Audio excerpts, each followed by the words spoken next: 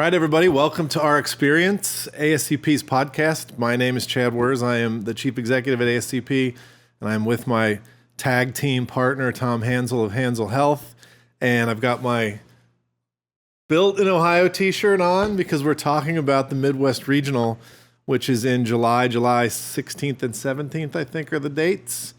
17th and 18th. What's that? Yeah. 17th and 18th. That's what I said. 17th and 18th. That's right. In Columbus, Ohio. So right in the middle of the state, the heartland. My little logo here is like a chip logo because Columbus has become a center for building chips for computers. So anyway, we're going to be in the heartland. I would say we've got the two most Ohio people besides me, maybe, on. We have our president, Rob Leffler, and one of our board members, Drew Harmon. They are part of the committee and the group that set up what we have at our Midwest meeting, so they're here to talk about it. Welcome, guys, to the program. Thank you Thanks for having us. All right. Well, let's kick it off. Rob, you've gotten to go to a lot of our regionals, so maybe you can start with how you've experienced the first regionals that you've been to, Northeast and Southeast. South Central. South Central. Yeah, they've been great. Great attendance. There's been a robust vendor display. I've even heard that there's a waiting list for vendors to join our vendor displays. But the education, some of the education is unique, as you know, to each particular region. But the Dementia Talk, that's BCGP credit, is the one that I'm doing at all the meetings, and it's been received well. I've enjoyed giving it and getting the feedback from attendees. There's a great one on dysphagia that's at all of our meetings. You certainly can't leave out Jim Lewis in his Washington update.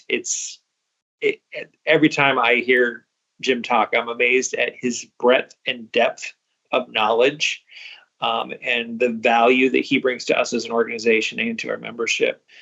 So his update is always fantastic, and the amount of information he crams into an hour is mind-boggling. I thought I talk fast. He does talk fast. And we always have an over-under on how many times he might use a cuss word during that as staff in the back. So that's always a fun game to play with his presentation. He does use colorful language. He does. But, dealing with Congress and dealing with that political environment, it sometimes takes some colorful language, right? Yeah. Yes, and some creativity. Absolutely. I'm sure it gets a little colorful up on Capitol Hill a few times. That's right. But I think that's important because, the regional meetings have evolved. They're not purely clinical. They're now, obviously we spent a lot of time on policy issues with Jim's presentation, which is important no matter how you practice pharmacy in long-term care. But we've also got a lot of business-oriented programs that we try to deliver, and our sponsors are sort of reflective of that. We have a lot of pharmaceutical company sponsors, as you might imagine, but we have software companies that are selling software platforms to consultant pharmacists. So we have a lot of diversity in terms of what we have available to at least have conversations about at these regional meetings. They've been really energetic this year in particular. And we expect the same in Columbus. Yeah, you make a great point because there's definitely something for everyone, right? And I think about the age-friendly presentation that is at each of the meetings, and some of the presentations are similar or just the same topic but different presenters, and so it's been interesting for me to get to see different people present the same information. Yeah, and I think Jim's not the only ones that have been consistent so far. I think we'd be remiss if we didn't say that Synchrony is our pharmacy host for this particular meeting, which is also good. And I think the bringing up the age-friendly piece is important because if you are a pharmacy operator out there and you want to really get in-depth as to what the age-friendly pharmacy credential is, this is a perfect place to go. At least send someone from your team because the presentation is specifically about how pharmacy, long-term care pharmacy and community pharmacy can be credentialed or recognized as age-friendly beyond that of the individual pharmacist. So, and I also know that's something that you guys are going through as well to get your pharmacies recognized as age friendly. And I think maybe the important feature of that is it's not designed as a sort of bar you have to jump over. It is recognition for what work you already do. So it's really just kind of fitting what you're doing into the framework that is age friendly so that we can talk about it and talk about your pharmacy and your pharmacist as age friendly in the same construct that we talk about hospitals being age friendly and clinics being age friendly. And it creates that framework of dialogue that I think is so powerful at least exhibiting to the public that, we got you as you age. We've got resources for you. And we're thinking about that population as they age. Yeah. Yeah, I think there's go ahead, Tom. I was going to ask you, Drew, have you seen that age-friendly impact this year? Because you've been with ASCP for a while, and have you seen people gravitate towards that? Yeah, it's been a great movement. It's created a lot of discussion amongst peers, talking about it. We spent a lot of time last year talking about age-friendly pharmacists. Now we're moving into the age-friendly pharmacy part of it. And it really has become a common thread with a lot of the education that we've provided at last year's Midwest meeting and even the education that we are providing this year, right? We're always, in talking to our presenters, we've talked to them, yes, we want to bring you these different topics, but, can you frame this? Like, how does this work within the 4 M's? Rob mentioned a lot of the different education pieces that have been provided across the different regional meetings.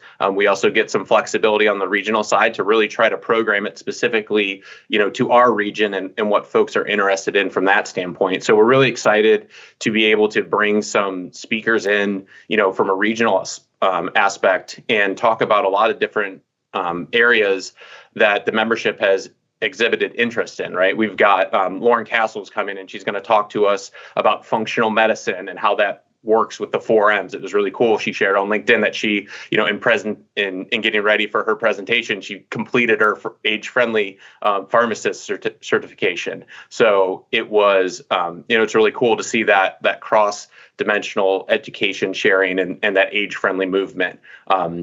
Monica Rigi is going to talk about gabapentin, and she's going to frame it through the 4 M's. She's also going to be doing our Jerry party. So any students are out there that want to come and join us in Midwest and, kind of show the current senior care pharmacists what the new generation looks like and remind us how to calculate creatinine clearance by hand. We've got the Jerry party, and she does a great job of emceeing that last year. She brings a lot of energy. And one thing I'm really excited about this year is we're actually having some representatives from the Ohio Board of Pharmacy show up, and they're going to talk to us about, controlled substance prevention, detection, and inspection readiness.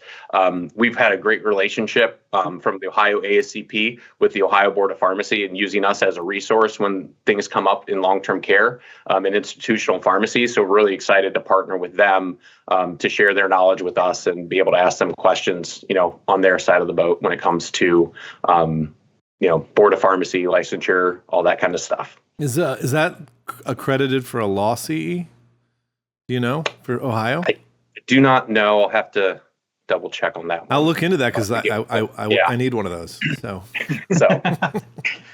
we hope you show up. That's right. I hope I show up.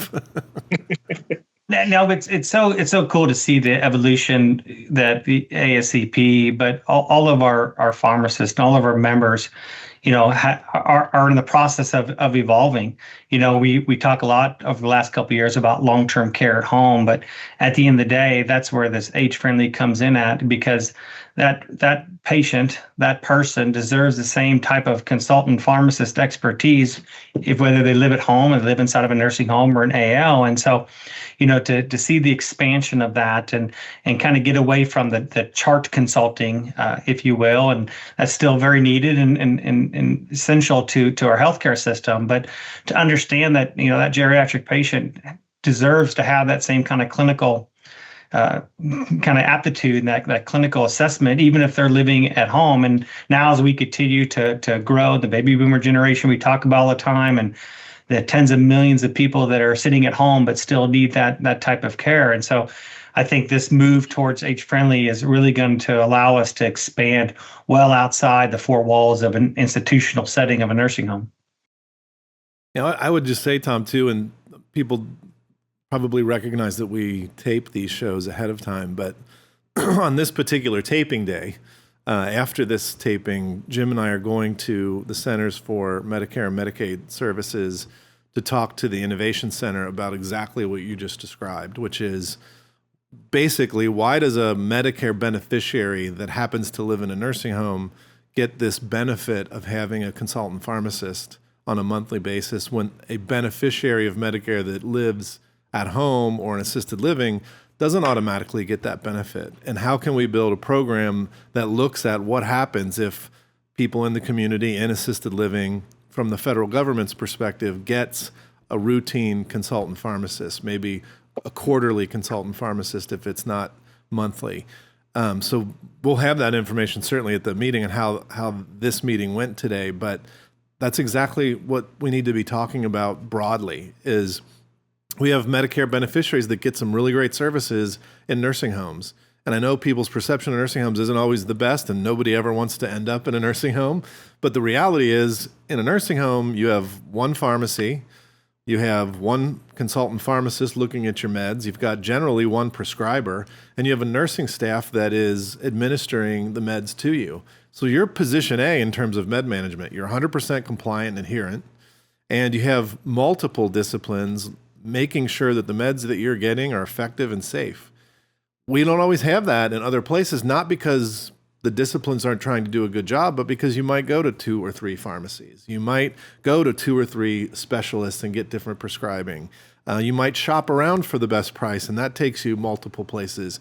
And all of those things create some level of risk that can be mediated if you do have a quarterback or somebody looking at that med list and saying, okay, I know that your cardiologist doesn't know that your pulmonologist has them on whatever drug, but now that we see that, we've got to make some adjustments, and we'll take care of that. But it's important for your safety and important for your care.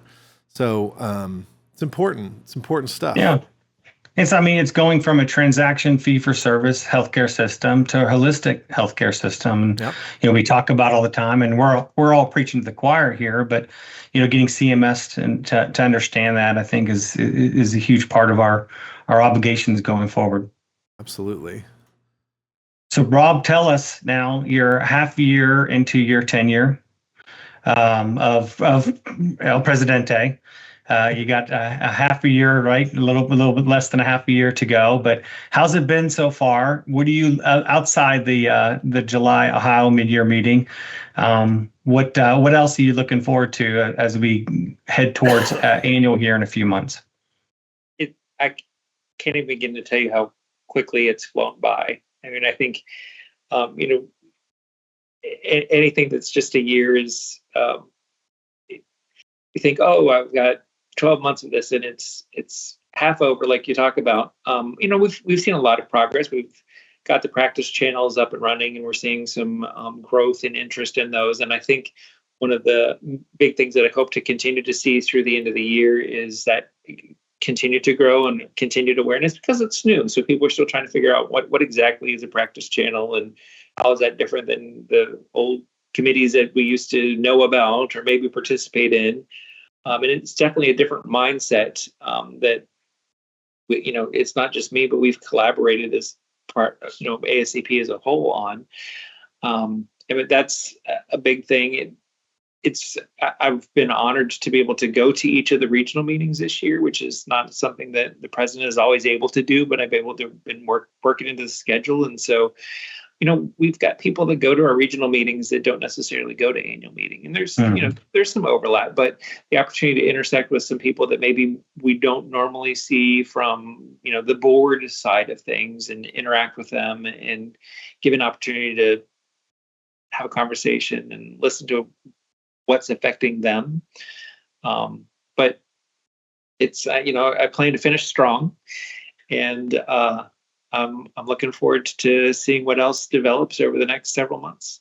Well, you already have the privilege of saying I was president when we had our first PBM reform. There you go. And maybe ECAPS. So that's a pretty good year, pretty successful year. That's not a bad year at all. Absolutely. No, I think, Rob, you've been phenomenal. I think this is the time of year that I get a little anxious because every president, as they cycle through and they get to about the midsummer, they think about everything that they planned and they think about what hasn't happened yet. And they start really pushing to make everything happen before the end of their term. And you so far haven't done that, so I'm very happy about that. I booked my vacations to try to avoid that. But I think what you've really been able to accomplish is exactly what you said, particularly around practice channels. And if you listen to this podcast a lot, you hear some of the people that we talk about ASCP being so valuable because of the information sharing and the practice sharing that occurs at our meetings, at annual meeting, at regional meetings. And that's where sort of the magic happens between, hey, we're dealing with this problem over here. How are you guys handling it? And our members are not so competitive that they don't want to help each other. And I think that has always been a characteristic of ASCP. I think you've been able to take it to another level with these practice channels and really providing an understanding that this is a convening of like-minded ASCP members in categories so that they can have deeper discussions about what's going on when you're a pharmacist that's doing medical billing. Like, I want to talk to other people. What are they doing? I want to talk to a consultant pharmacist about surveys and F-tags. I want to talk to operational pharmacists about technology and innovation. And the practice channels give people that opportunity, even inside ASCP, to even get that much more networky and get value. And I think we've really seen a shift forward. I know sometimes when you're in the midst of it, it looks like it's slow, but the reality is we're really moving a lot of stuff forward. Thank you. Yeah, for sure. Well, gentlemen, any last words about Columbus, Ohio and the Midwest meeting and your thoughts about that meeting? I know I did hear from Drew, students. If you're a student out there, we realize it's the middle of summer, but there are a lot of great things, and these meetings are free for students. So there's a lot of opportunities for students, even beyond the fun part, which is the Jerry Party part, networking for jobs when you graduate, meeting other pharmacists and getting a little bit more perspective on what life looks like when you graduated. And those are things that happen naturally and organically at our meetings and certainly value. Yeah, and just to kind of piggyback off that thought with the students, we do have some scholarships available as well. So check out the information that we've got shared out there. We do have some scholarships available through our Midwest region to kind of help offset the cost for the students, making sure that we're taking care of them. We know sometimes finances might be a little tighter as students. So, we do have some scholarship money available as well for any of those students that are thinking about joining us. So when you say that, so you mean not only do they get the registration for free already, but there's money available to support their travel. Yep, travel and lodging. So you're saying I could get a free vacation to Columbus, basically, if I reach out to Drew and say, I'm interested in coming. There you go. There you go. Absolutely. I love it. I love it. It's nice and warm for you. So we're going through a heat wave currently, so it'll still probably be hot in a couple of weeks when we get boots on the ground in Columbus. A little humid as well. Well, I do know for sure that I think really close, maybe even next door to the hotel, is one of my favorite restaurants. There's a Jeff Ruby Steakhouse right there, right where we're going to be staying in Columbus. So maybe just come for that. I'm sure somebody will be taking people to dinner at that restaurant. I might be doing that. So sign me up. There you go. Yeah, absolutely. All right. Any last words, Tom? No, I just appreciate the effort you guys are putting in and, continuing the good fight. It's been a great year, and I'm sure with the 250 celebration, it's going to be a lot of fun at Ohio. Rare for me to say that, but looking forward to the Ohio event. You even got it out clean. You didn't stumble over it or anything. All right, everybody. I've been practicing all day. July 17th and 18th in Columbus, Ohio, the Midwest Regional. And then certainly at the end of October, registration is open for our annual meeting. We are celebrating America 250. Annual meeting is here in the Washington, D.C. area at the Gaylord National Harbor, and we hope to see you there as well. check out ascp.com/annual for that information and registration opportunity. Thanks, guys. Appreciate it. See you in Columbus. Thank you. Thank you. Sure.